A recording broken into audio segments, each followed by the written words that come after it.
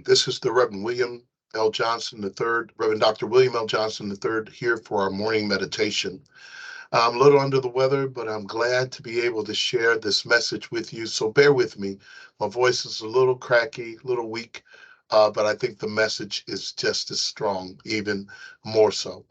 I'm so glad to be able to share this message with you, especially during this time of the holiday season.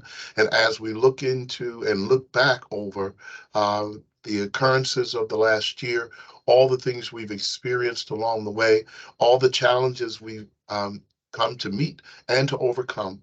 And here we are once more in these last few weeks of December, enjoying the fact that somehow through it all, we made it through.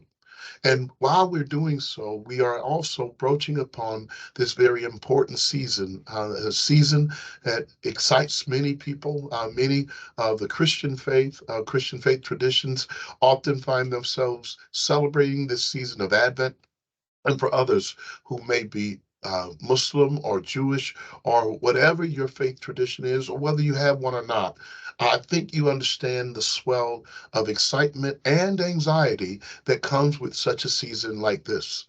And so let me share with you this message that I hope will be able to add some courage to your journey, some peace to your journey, some inspiration to your journey, and even a moment in which brings some joy to your journey. Today's morning meditation is entitled Keep Looking. Keep Looking. I know it sounds rather simple. For all of us who have found ourselves in our lives looking for the right opportunity, for the door to open, for the answer to our prayers, for the healing that we need, for the recovery that we've been awaiting, for friends to come back home, for our children to make it and to do better, for our finances to get in order, for our situations all around us at work, our career goals to open up, all those things in which we've hoped to happen or hope will happen. We're often looking like waiting for something to happen, looking like those who are waiting for a bus to come or for a train to come or waiting on their plane to arrive or waiting for that phone call that you need to have. And sometimes we grow weary in looking for things that we don't see are on their way. So I wanted to share this message because I think it's important to hold on and keep in mind what it is that's happening with us and why we should keep looking. There's a passage of scripture that I want to share with you. It's the 123rd Psalm, and there are like a few verses there that I do want to lift up, 1 through 4. Bear with me. I'm going to read it to you, and I'll share it with you briefly. The writer of this psalm, it's a song, the 123rd Psalm, 123rd Psalm. It says this: I will lift my eyes to you, O God, enthroned in heaven. We keep looking to the Lord our God for his mercy, just as servants keep looking for those who lead them, as those who are looking for those who lead them for the slightest signal. Lord, have mercy on us and have mercy on us so much so, for we have had our fill of contempt, of not believing in anything anymore. And we've had more than our fill of those scoffing, of the scoffing of the proud, of those who looked at us and said they'll keep looking, but they won't find it. I wanted to share with you that it's important to keep looking, no matter what others say about your expectation or what it is that you're looking for. And you keep looking because looking does something for us and in us. And pardon my voice, and I really am excited about this message because I think when we look, when we really look, don't give up on looking, no matter how long it takes, no matter how hard it is, no matter how difficult it is, no matter how heavy the struggle, no matter how much disappointment you've had to deal with, keep looking. Because looking embodies several things. First of all, looking embodies expectations. I'm looking because I am expecting something to come out of what I'm looking for on the other end of this. I'm looking for something, expecting something in life. And there's nothing worse than a person living their life without any expectations. I don't mean that we have the exact results or we know exactly how it's supposed to happen or when it's supposed to happen or we're looking for it like payday for us to get paid. But what I am saying is that whatever we do in life, it ought to have some expectations. Nothing is worse, in my opinion, than people going through life or to go through life myself and just kind of blazing through, moving through without any expectations. I go to bed at night with the expectation, even though I'm not sure if it will happen, that I'll wake up in the morning. I work during the day and I go through my day hoping to have a conversation that will have meaning in my life. And so when you have expectations, that's why you keep looking. You keep looking for God because you expect God to show up. That's what the psalmist is saying. And I want to encourage you to keep looking for God. During this season of Advent, the reason why we celebrate Advent, it is a season of expectation. We are looking for God, looking for a change. With all that we are seeing, with war seemingly happening all around the world, with violence and the disruption of things that are happening that we thought would be around, with even the republic in which we live in, now teetering on the brinks of losing the sense of democracy that we've now known, all of the things that are happening around us. And while we are journeying through life, it's important not to give up while looking at the bad things, but keep looking for God to show up in good ways. And I want to tell you, if you keep looking, you'll find wonderfully interesting things that God is doing in your life. And I saying God, yes, I am saying that.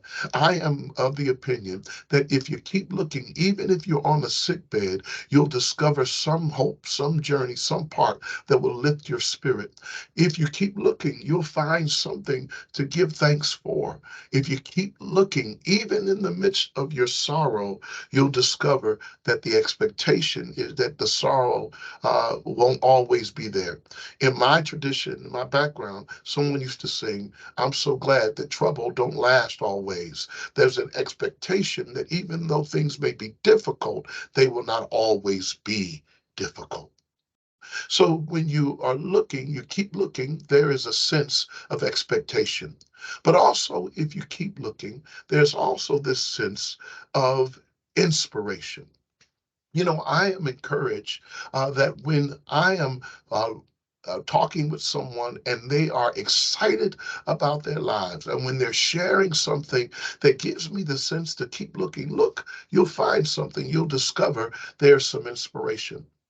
When I was a kid, I remember beautiful, wonderful summers. I don't know what young people have in their memory bank. Maybe they have moments like I have, but I was excited about the coming of spring and when school would get out. Especially middle school or elementary school, we would make our way to Six Flags. I remember once when I was in elementary school, very young, and I was taken to Six Flags for a concert. And guess who was the concert? I didn't know many songs. I knew a lot of songs I heard played around the house. But KC and the Sunshine Band was playing at Six Flags over America. And there we discovered that when we got there and spent the day and enjoyed Six Flags, as the evening came, then the concert started. And everyone crowded around the bandstand and the sound stage. And as a young person, I was too little to be able to see.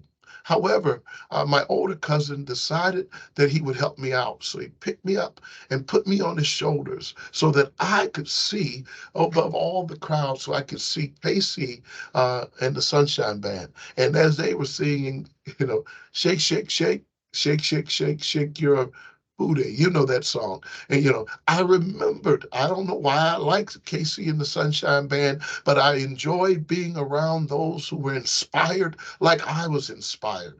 And sometimes when you keep looking, you have to have people help you to stay inspired. So I'm encouraging you to keep looking and get on somebody's shoulders if you have to, in order to be inspired by what life is about to bring your way. We are at the end of a year, and maybe 2023 has been a real difficult time for you. And maybe perhaps Christmas and the holidays are a downer for you.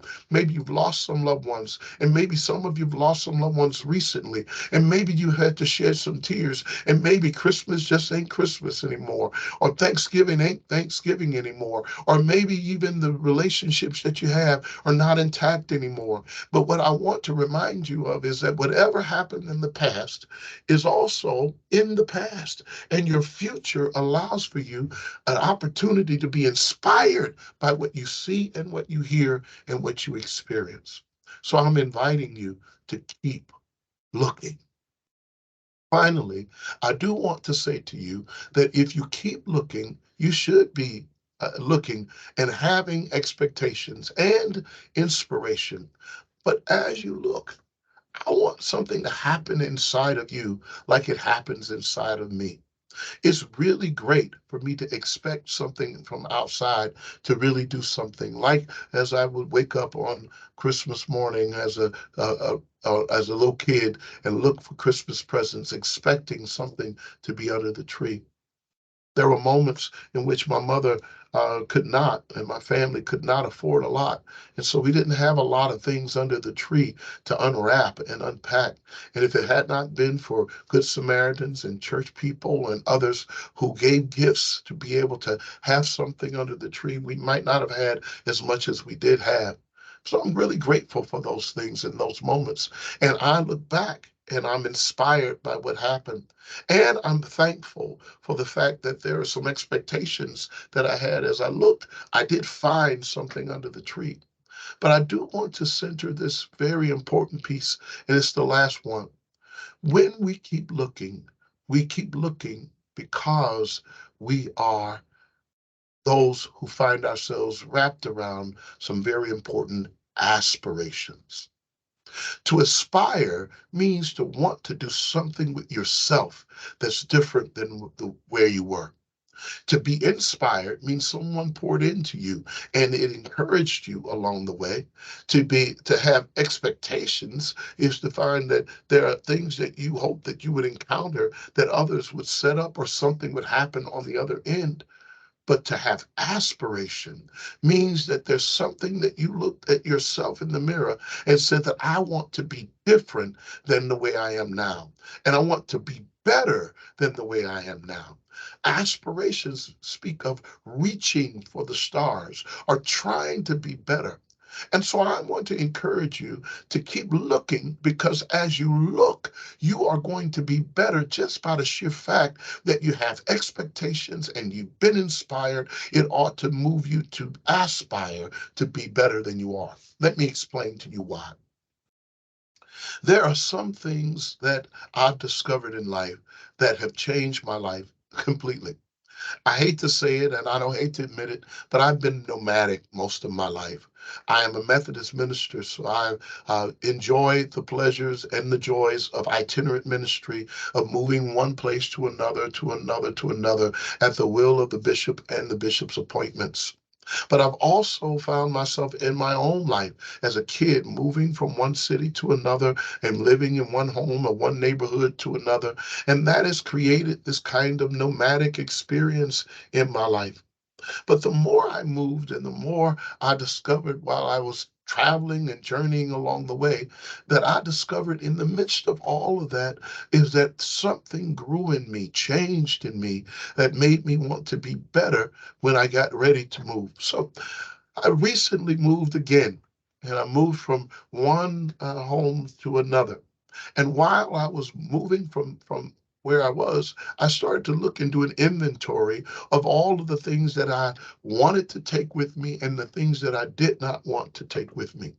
In the place of the things I did not want to take. I did not want to take cracked dishes or, those sorts of things, that cups that I no longer use, or things that I no longer have access to, things that have been in storage that I hadn't seen, that hadn't pulled out in years. I no longer wanted to drag old things into a new place. And I want to share with you why that's important. Like me, you should not want to drag old things that have no use in your life into the new life and the new place where you're going to be. And that's what I mean by aspiration, to aspire to be a different person. If you're going to a different place, if you're going to be in a new relationship, if you're going to have a new job, if you're going to live a new life, you can't drag your old self into the new place. You don't want to take old cracked dishes into a new home. You want to have something new in the new. And so if you're going to be in a new place, that means that ought to be a new you.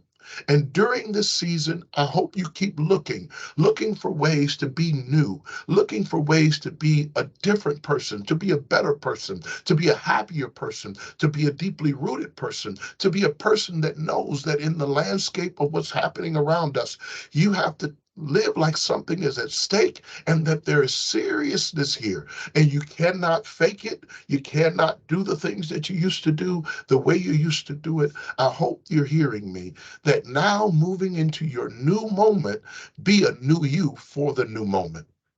And you have to aspire to do that. If you never do that, then you'll make the new moment just like the old one.